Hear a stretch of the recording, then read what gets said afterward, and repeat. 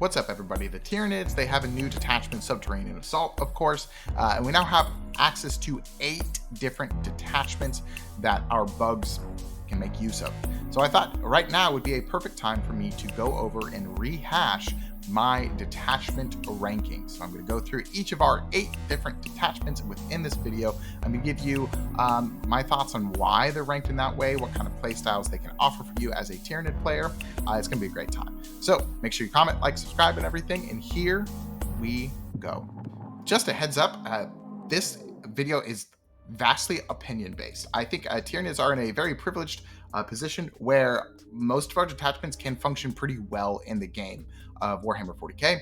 Our codex offers quite a bit of variety, and the number of units that are actually playable because of how many different detachments we have access to is actually very large. Our codex offers quite a bit, and almost all of the units you can make an argument to play them in certain detachments. So Tyranids are in a good spot of that, and that also, just a reminder, this ranking system is going to be a little bit nebulous. So if you feel like I didn't rate Crusher Stampede high enough, or if you feel like I rated Subterranean Assault a little bit too high, and you are allowed to do that, and let me know in the comments below, of course, why you think that your ranking would have differed from mine.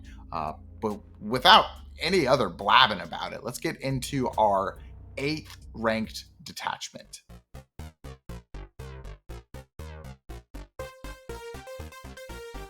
Our 8th ranked detachment, I don't think this is of any surprise to most people, is Unending Swarm.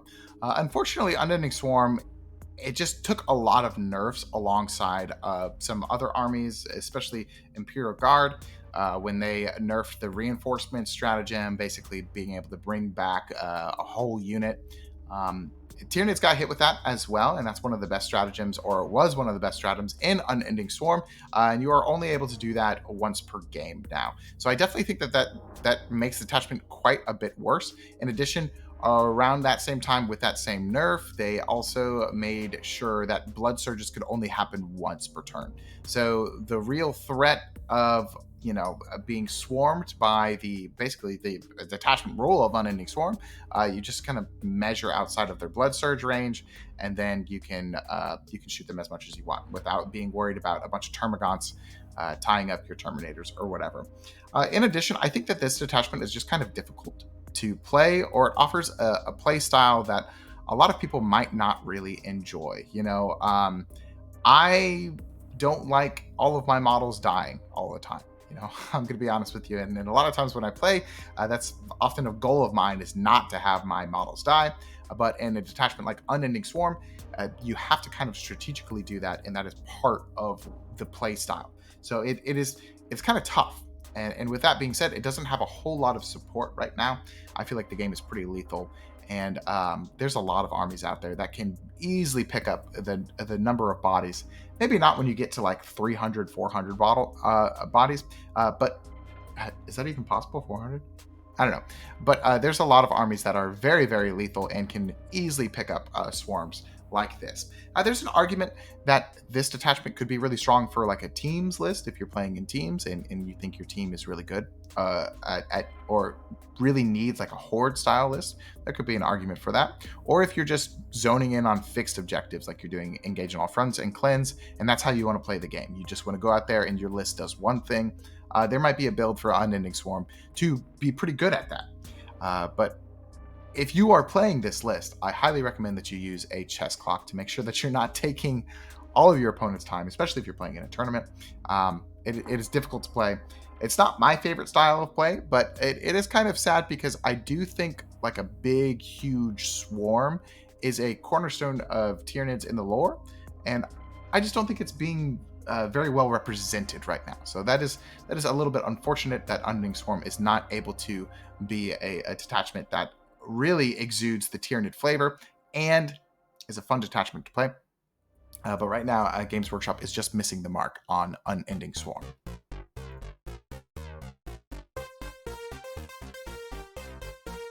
Number 7 is Synaptic Nexus. I love Synaptic Nexus. I'm not going to lie to you. It's one of those detachments that I just really like the brain bugs, and I was really excited when it came out. but I just don't think it really does what it wants to. Like, for example, the detachment wants to be shooty because, or rather, our army wants this detachment to be shooty because all of our, I feel like our best synapse units, for the most part, are like zoanthropes and maleceptors and everything. Those are primarily shooting units, especially on zoanthropes. However, the detachment offers like melee buffs, like the +1 to hit in melee and the +1 to advance in charge.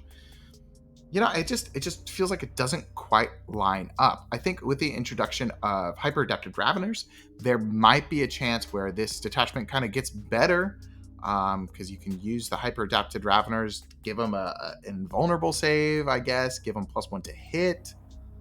I don't know. It still just doesn't feel incredibly powerful. I think there needs to be more support for the imperatives, or the imperatives need to just be better. I think when people take this detachment, they often just take it for its stratagems. I think the stratagems are very, very strong, and that's why I'm so tempted to test out more Synaptic Nexus, because the powerful ability of fallback, shoot, and charge, that's a wonderful stratagem. Irresistible Force or Irresistible Will, that stratagem where you get to reroll ones to hit and wound against a specific target. I think that's a very powerful stratagem as well. I've talked about that a lot on the channel. But besides that, there's not like a really good argument for you to take Synaptic Nexus instead of something like Assimilation Swarm, Crusher Stampede, or Invasion Fleet. I just feel like those detachments can probably support the same units you want to have in Synaptic Nexus. They could probably do a better job. I really do feel like the idea of this detachment has so much potential, and like the Synaptic units, I feel like are incredibly favorable, and they're really cool. I just feel like Games Workshop didn't quite, flesh out this idea for Synaptic Nexus.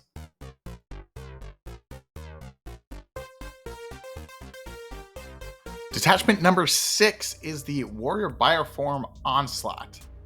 I think this detachment is pretty cool.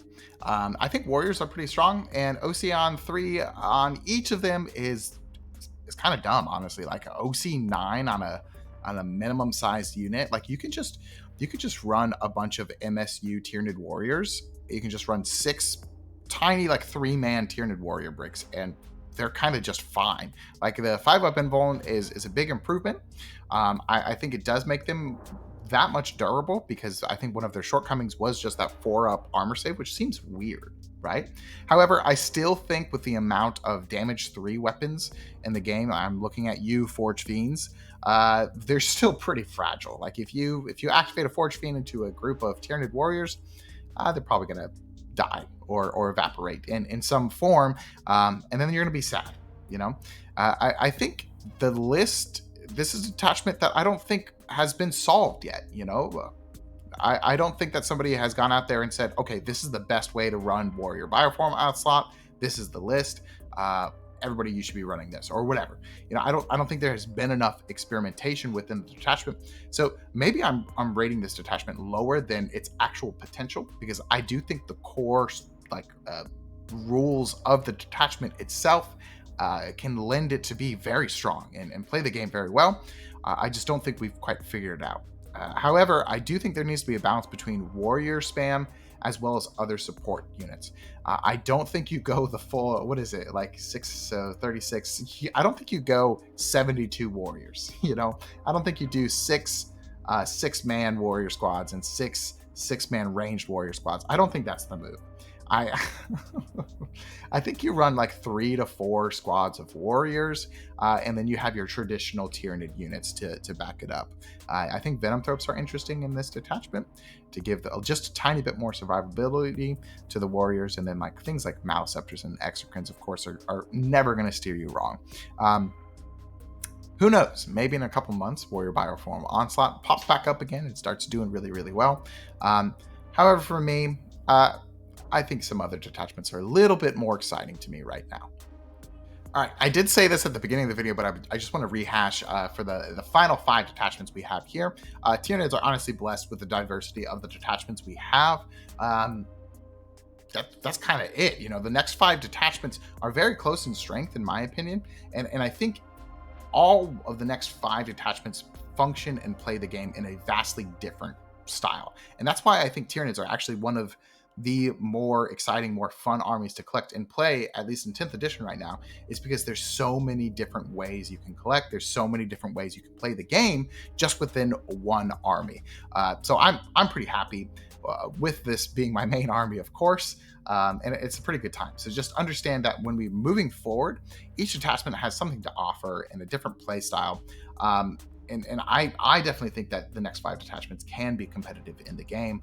And it is probably going to be relying more on your playstyle and how you enjoy playing the game, as opposed to a black and white, this detachment is better than this detachment. So here's detachment number 5.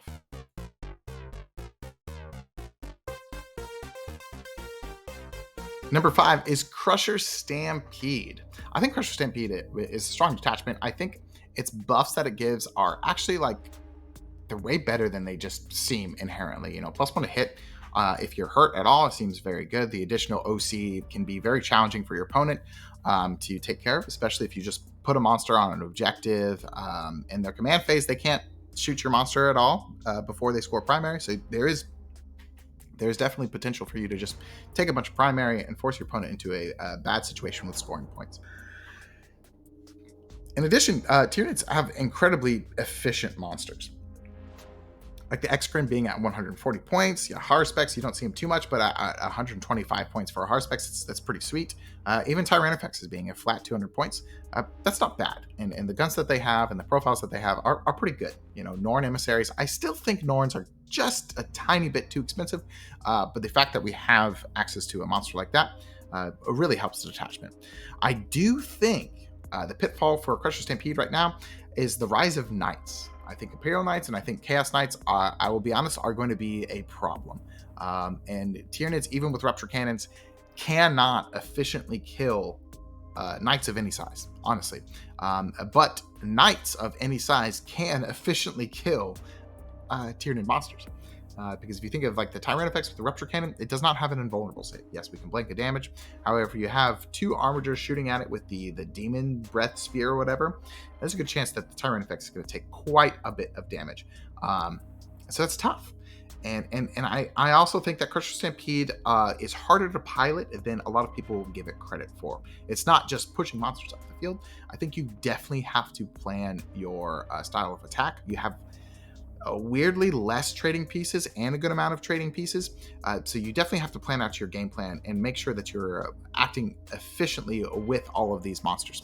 I think it's a great detachment. It's one of the detachments that I wish I could play a little bit more of just to get more practice in. But who knows? The meta might make it a little bit difficult for Crusher Stampede because of all of the big knights that are running around. And monsters without invulnerable saves do not love big old Meltas.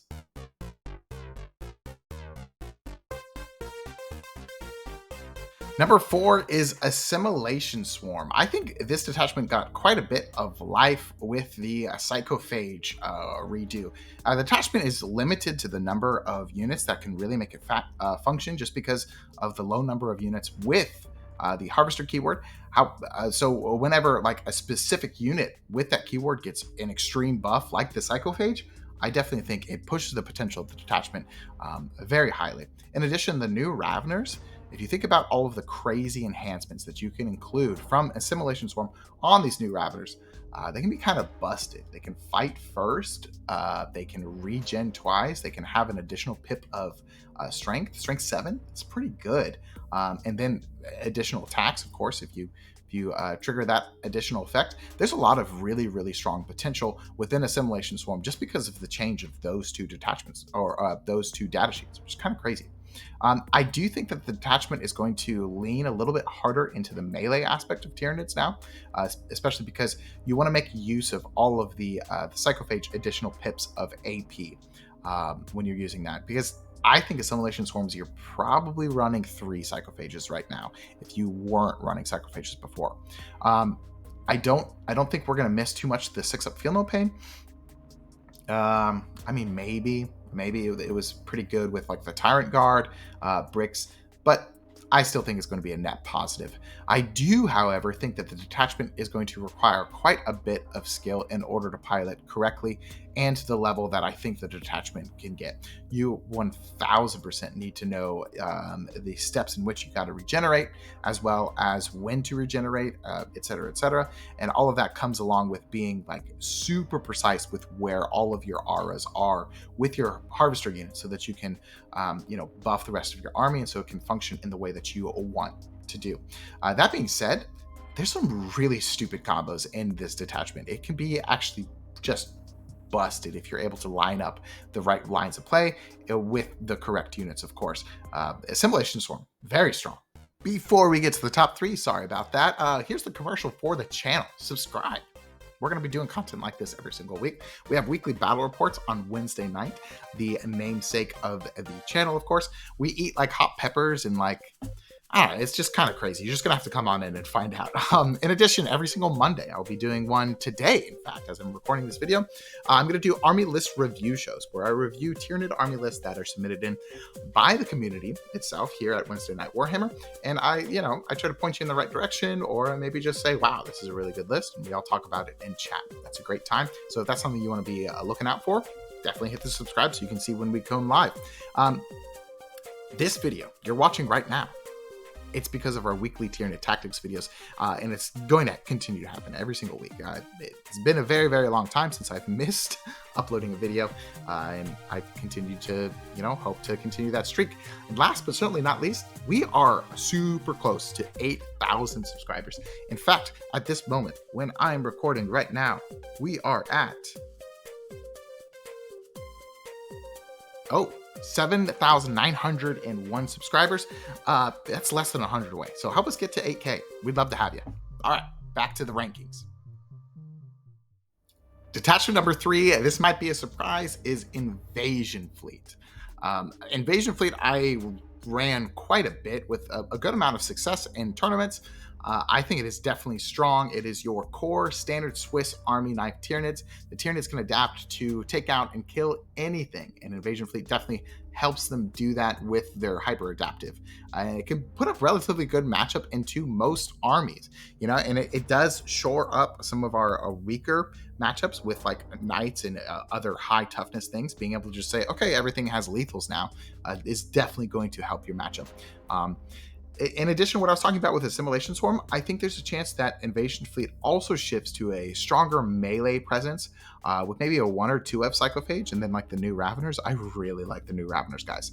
Being able to give Raveners AP3, and then being able to have those Raveners have sustained hits and lethals all of the time seems quite strong. And then in addition, I think the traditional sense of Invasion Fleet with a really good gun line behind the Hive Tyrant, Exocrine, Zoanthropes, and like the melee package of Psychophage, Raveners, and Gene Stealers, I think there's a really, really good just all-arounders list out there for Invasion Fleet. And I'm excited to put Invasion Fleet on the table again with this Tyranid shakeup.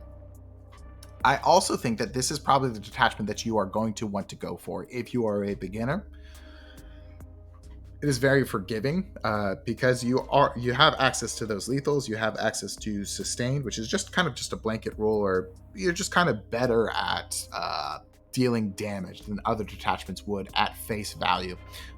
In addition, the 5-up Feel No Pain strat is just something that's really kind of nice to have in your back pocket at all times. I love Invasion Fleet, but it is ranked 3 on this detachment ranking.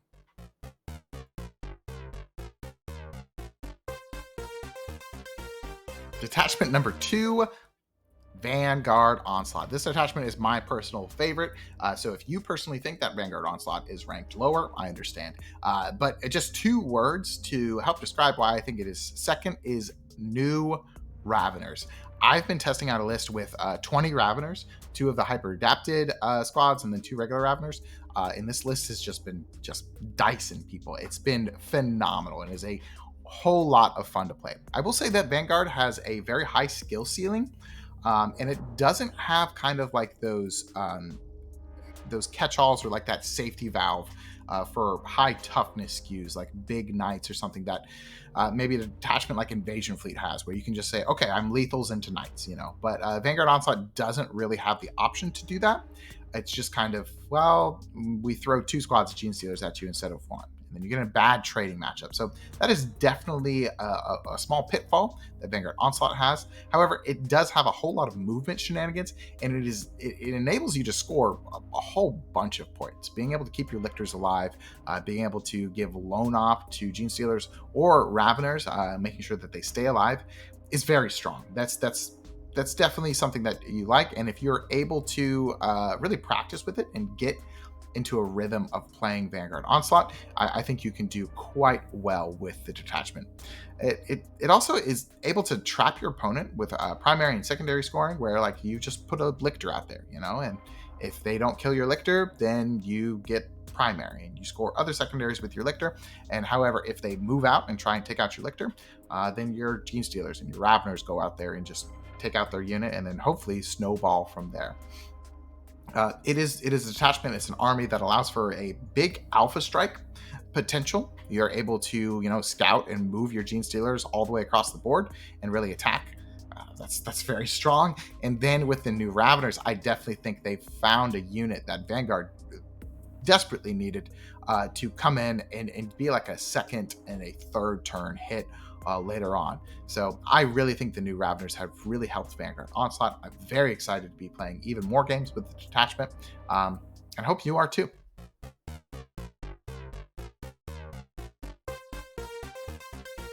Number 1 is Subterranean Assault. It's the new detachment.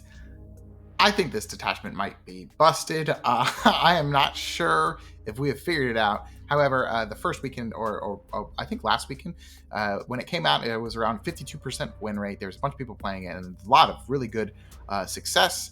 And that's kind of the best show of Tyranids. At least it was either last weekend or the weekend before. I think the rest of the entire army is hovering around a 46% win rate. So Subterranean Assault coming out and doing pretty well. You know, is good for us unless you don't want to play Subterranean Assault. I think it's very strong. Has huge combos and huge possible damage spikes. Things like popping up zoanthropes and just deleting almost anything in the game with sustain, ignore cover, and reroll ones to hit. The fact that the entire detachment just says first, everybody rerolls ones to hit. It's just kind of wild that it gets access to that. And then it has the busted rule of bringing Norns in to have 6-inch charges, or bringing Harspexes or Screamer Killers in and everything like that. It's kind of crazy. I don't think the detachment is 100% quote unquote solved, meaning I don't think the best way to play the detachment has been figured out. And I don't think that has just been like, okay, it's run this way and then you're going to win a whole bunch of tournaments or whatever, or a whole bunch of games.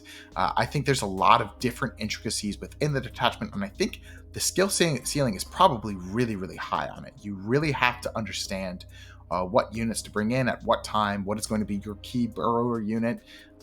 You know, are you bringing in a Trigon in order to create a tunnel that's really close?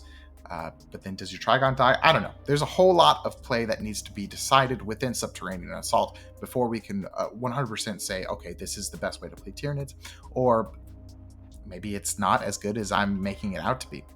In addition, this detachment, the meta might shift if this detachment becomes difficult to play into. People might be bringing infiltrators or other 12-inch deep strike denials, and then I think that this detachment really, really suffers into armies that do that, because that's your whole gimmick. Your whole gimmick is to come in and get a 6-inch charge, and if your opponent is saying, oh, you can't do that, then it could be tough. It's a very strange, very strong detachment, but I definitely think it has potential to kind of rise to the top of the meta. That is it for today's video. Thank you so much for watching all the way through. Let me know what you think about these rankings. What would your ranking be, and why? Let me know in the comments below. I'd be very interested to hear, you know, where we disagree or where we agree. I think Tyranids are actually in a really good spot right now. I think if you look at win rates, they're a little bit low. However, the diverse nature of everything you can play within a Tyranid army right now is absolutely phenomenal. I'm very excited to be playing them right now, and I hope you are too. Anyways, thank you again for watching the video. I'll see you in a live stream in a couple hours. Bye, everybody. See ya.